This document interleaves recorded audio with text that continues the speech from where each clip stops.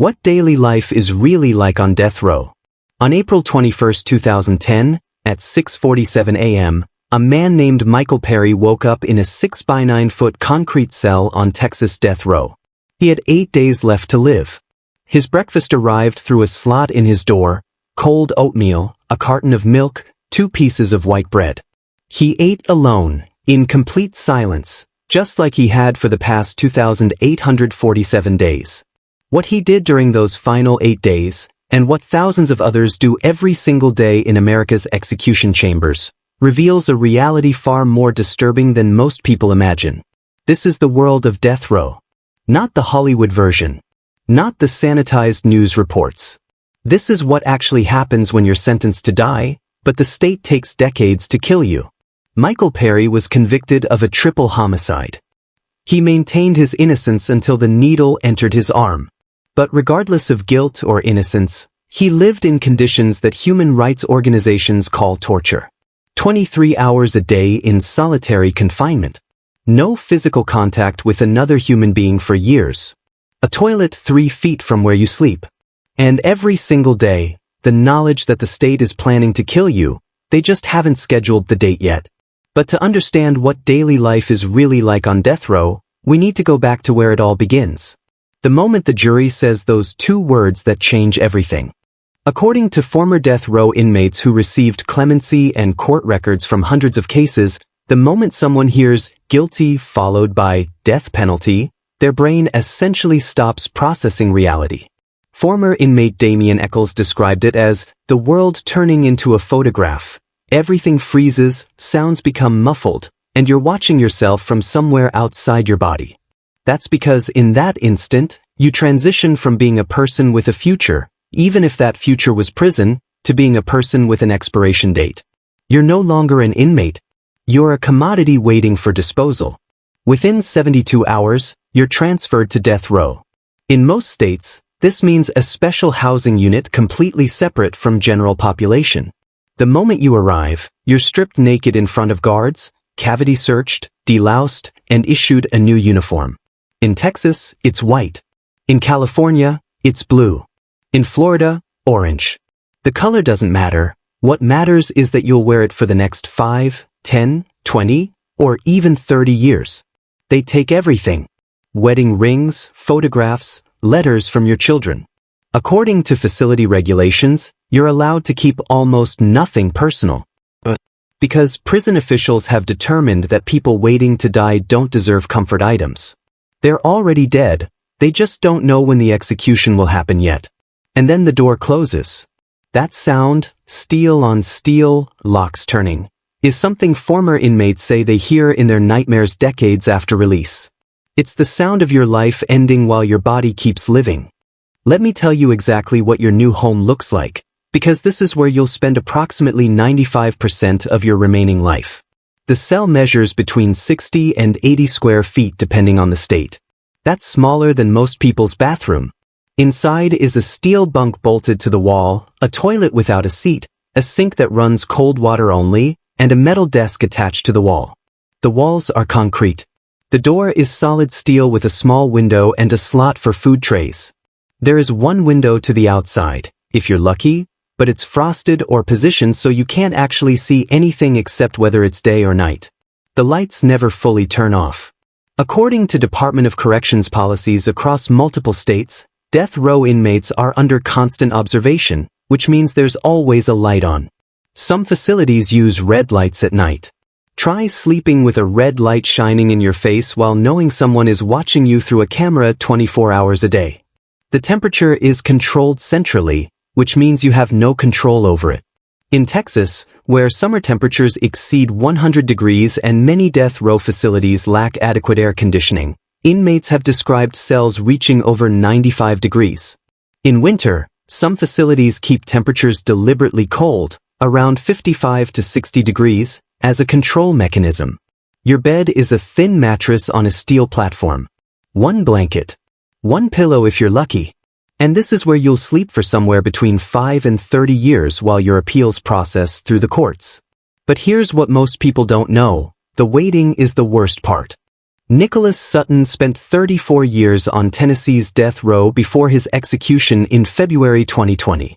34 years of waking up every single day not knowing if today is the day they set your date.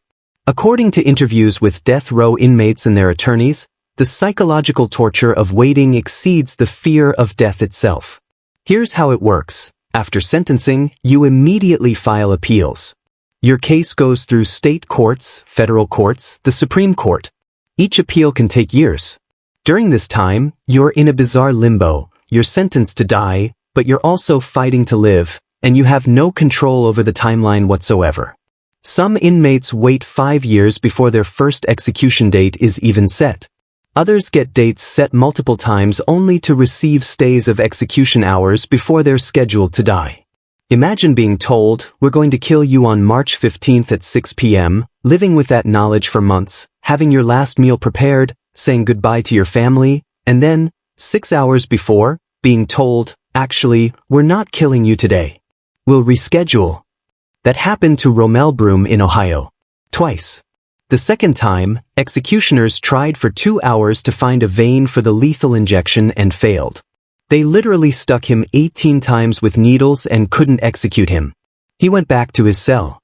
He waited another 11 years before dying of COVID-19 in 2020. The uncertainty destroys people's minds. Clinical psychologists who work with death row inmates report that this indefinite waiting period creates a specific form of psychological torture. You can't grieve your own death because you don't know when it's coming. You can't move forward because you have no future. You exist in a permanent state of anticipatory dread. But what they don't know yet is that the daily routine is designed to break them down even further. At 3:30 a.m., the lights come on full blast. This is your wake-up call. Breakfast arrives at 4 a.m. through the slot in your door. You have 20 minutes to eat whatever they've given you, usually cold, usually bland, always the same. Then the tray gets collected. From 4:30 a.m. to 5:30 a.m., you're allowed to shower. But here's the catch. According to death row protocols in most states, you don't shower in your cell. Guards escort you in handcuffs and leg shackles to a shower stall. You shower alone, in a concrete room with a drain, while a guard watches through a window. You get 10 minutes. In some facilities, you only shower 3 times per week. From 5:30 a.m. until lunch at 11 a.m., you're back in your cell. That's 5.5 hours of nothing. No television in most facilities. No radio unless you've earned the privilege, which can take years. Just you, alone in a concrete box. Some inmates read. Others write letters. Some exercise in the tiny space. Push-ups, sit-ups, running in place. Some just lie on their bunk and stare at the ceiling, counting the hours until lunch. Lunch arrives at 11 a.m. Again, you have 20 minutes. Then the tray is collected, and you're back to waiting. Between noon and 2 p.m. is recreation time, the 1 hour per day you're allowed outside your cell. But recreation on death row isn't what you think. According to facility policies, you're taken to another concrete enclosure, slightly larger, usually around 20 by 20 feet, with maybe a basketball hoop or a pull-up bar. You're still alone. You still can't talk to other inmates. You get 1 hour in a slightly bigger cage, and then you go back to your cell. Dinner arrives at 4:30 p.m. Same routine. 20 minutes to eat. And then from 5 p.m. until lights out at 10 p.m., you're back in your cell again. That's 5 more hours of nothing. At 10 p.m., the lights dim, but they never turn off completely. You try to sleep while knowing that cameras are recording you, guards are watching you, and tomorrow will be exactly the same as today. This is your life. Every single day. For years. For decades. But what happens in those long empty hours reveals the true horror of death row. According to a study published in the Journal of Forensic Psychology, approximately 75% of death row inmates develop serious mental illness during their incarceration. This isn't pre-existing mental illness from before their crimes. This is mental illness caused by the conditions of confinement. The technical term is death row phenomenon, a specific pattern of psychological deterioration caused by prolonged isolation combined with the constant threat of execution. The symptoms include severe anxiety, paranoia, depression, hallucinations, and psychotic breaks. Inmates describe hearing voices, seeing shadows, losing the ability to distinguish between dreams and reality. Some stop speaking entirely, retreating into catatonic states. Others become violent, attacking guards or themselves. Some develop obsessive-compulsive behaviors, counting ceiling tiles endlessly, washing their hands until they bleed, organizing their few possessions in exact patterns over and over. There's a reason for this. Human beings are social animals. We're not designed to live in complete isolation. According to neuroscience research, prolonged solitary confinement physically changes the brain. The hippocampus shrinks. The prefrontal cortex shows reduced activity. Inmates literally lose brain function. And here's what makes death row different from regular solitary confinement: the added psychological weight of knowing you're going to be killed. Every day you wake up, you know that eventually, maybe next month, maybe next year, maybe in 20 years, the state is going to execute you. That constant awareness creates a specific form of torture that experts compare to slow-motion execution. Some inmates cope by dissociating from reality. They create elaborate fantasy worlds in their minds. Others cling desperately to hope, filing appeal after appeal, convinced that someone will save them, that their innocence will be proven, that the execution will never actually happen. But the ones who've been there the longest know the truth. The date always comes eventually.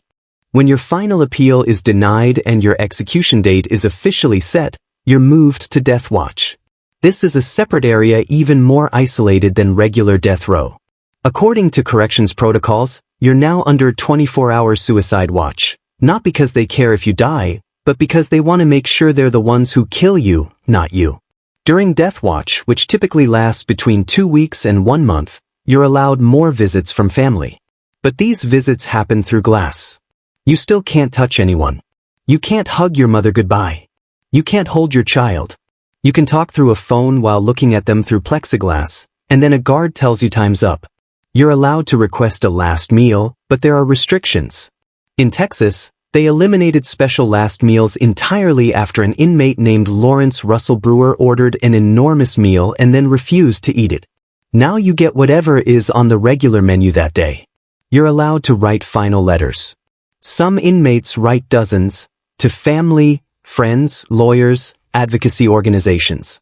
Some write to the families of their victims, asking for forgiveness. Some maintain their innocence until the end. And then, on your final day, they come for you. The execution protocol varies by state, but the basic procedure is remarkably similar everywhere. Guards enter your cell around 4 p.m. They read you your death warrant, a legal document stating that the state is authorized to kill you. They ask if you have any final words. Then they escort you to the execution chamber. You walk down a hallway. In some facilities, this is called the last walk. It's typically around 50 feet from death watch to the execution room. Guards hold your arms on both sides. Your legs are shackled, so you shuffle rather than walk. The hallway is usually painted in institutional green or gray. There are no windows, just concrete and fluorescent lights. You enter a room that looks almost medical. There's a gurney in the center. 4 lethal injection states. There are 4 lines already prepared. Witnesses, including the victim's family members, your family members, media representatives, and prison officials, sit behind glass windows. The guards strap you to the gurney. Leather restraints across your chest, arms, legs, and forehead. You can't move at all. Then they insert the 4 lines. According to execution protocols, they're supposed to find a vein quickly, but in many documented cases, this takes dozens of attempts. Some executions have been delayed by hours because technicians couldn't find a vein. Then the warden asks if you have any last words. Some inmates speak to the victim's family. Some proclaim their innocence. Some pray. Some say nothing. And then the chemicals begin to flow. The first drug is supposed to be an anesthetic, sodium thiopental or pentobarbital, designed to render you unconscious. The second drug is a paralytic that stops your breathing. The third drug stops your heart. It's supposed to be painless. It's supposed to take about 10 minutes. But according to eyewitness accounts from botched executions, and there have been dozens of documented botched executions in the past 20 years, That's not always what happens. Inmates have gasped for air for 20 minutes. They've convulsed. They've regained consciousness mid-execution. One inmate, Clayton Lockett in Oklahoma, took 43 minutes to die while witnesses described him writhing in obvious pain. This is the reality. This is what the state does when it decides to execute someone. But the story doesn't end there. Right now, there are approximately 2,400 people on death row in America. They're in facilities across 27 states, waiting for dates that may or may not come. Some have been there for over 30 years. Some will die of natural causes before the state ever executes them. Some will eventually receive clemency or have their sentences commuted to life without parole. And then there are the cases that haunt the system, the ones where DNA evidence later proved innocence. Since 1973, according to the Death Penalty Information Center, 190 people have been exonerated from death row.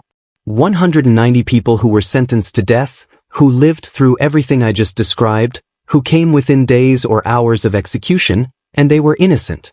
How many innocent people weren't so lucky? How many were executed before DNA testing became available? We'll never know. Meanwhile, the families of victims live with their own torture. Some find closure in execution. Others say it doesn't bring their loved one back and only adds more death to the equation. Many describe watching the execution and feeling nothing. No satisfaction, no justice, just emptiness. And the guards? The people who have to escort inmates to their deaths? Studies show they suffer from PTSD at rates comparable to combat veterans. They have to build relationships with people over years, sometimes decades, and then strap them to a gurney and kill them. Everyone involved in the death penalty system is traumatized by it. The question we never ask is, why do we keep doing this? Here's what most people don't realize. The death penalty doesn't deter crime. According to comprehensive studies by criminologists across multiple decades, states with the death penalty don't have lower murder rates than states without it. In fact, some research suggests the opposite, that states with capital punishment actually have slightly higher murder rates. It doesn't save money. It costs more to execute someone than to imprison them for life without parole. But because of the extensive appeals process, which can cost taxpayers millions of dollars per case. And it's applied unequally. According to data analysis, you're far more likely to be sentenced to death if you're poor, if you're black, or if your victim was white. The system isn't blind. It sees race, class, and geography, and it makes decisions based on those factors. So why do we still have it? Some argue justice. Some argue closure for victims' families. Some argue that certain crimes are so heinous that death is the only appropriate response. But after looking at what death row actually does, the psychological torture, the botched executions, the innocent people killed, the trauma inflicted on everyone involved, you have to ask, is this really justice, or is it just state-sanctioned revenge that destroys everyone it touches? Michael Perry was executed by the state of Texas on July 1, 2010. He spent his final day writing letters to his family. He ate a last meal of fried chicken and ice cream. He walked down that hallway with guards on either side of him. He was strapped to a gurney while 19 people watched through glass. And then the state killed him. He was 28 years old. He spent nearly 8 years on death row, 8 years in a 6-by-9-foot cell, 8 years of waiting, 8 years of psychological deterioration. Whether he was guilty or innocent, whether his execution was just or unjust, what happened to him during those 8 years was designed to break him. And it did. According to his final letters, he wrote, "I'm not the same person I was when I came here. This place takes everything from you until there's nothing left but a shell." That's what death row does. It doesn't rehabilitate. It doesn't provide justice. It systematically destroys human beings over the course of years or decades, and then it kills them in a room built specifically for that purpose. Right now, 2,400 people are living through what I just described. Every single day. Waiting for a death that may come tomorrow or 20 years from now. Living in conditions that international human rights organizations call torture. Slowly losing their minds in concrete boxes while the legal system decides whether they get to continue existing. This is the reality of the death penalty in America. Not the clean, clinical version we see on TV. Not the quick, painless version we imagine. This is what actually happens when we decide as a society that some people deserve to die slowly. The question we're left with is this: does this make us safer? Does this honor victims? Or does it simply perpetuate cycles of violence and trauma while costing us millions of dollars and destroying everyone involved in the process, including the innocent people we later discover we executed by mistake? I cover cases like this every week. Cases that expose the hidden realities of our criminal justice system, stories that mainstream media won't tell you. Subscribe so you don't miss them, because next week's case will challenge everything you think you know about who ends up on death row and why. Drop a comment below. Do you think the death penalty serves justice, or does the death row system itself constitute cruel and unusual punishment? Be honest about your thoughts, because this conversation matters. This is the reality we've chosen as a society. The only question is whether we're brave enough to look at it honestly.